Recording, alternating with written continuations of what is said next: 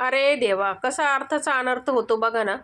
उन्हाळ्यामध्ये एक व्हिडिओ बनवला होता मी, की शेपूची भाजी, मेथीची भाजी आणि पालक भाजी ह्या पालेभाज्या भरपूर महाग आहे.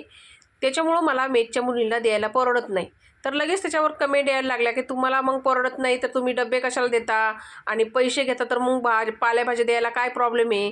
तर मंडळी बघा, जी भाजी मला परवडती मी ती देतेच आणि पालेभाजी जरी महाग होते तर थोड्या प्रमाणात मी दिलेल्या आहेत त्यांना.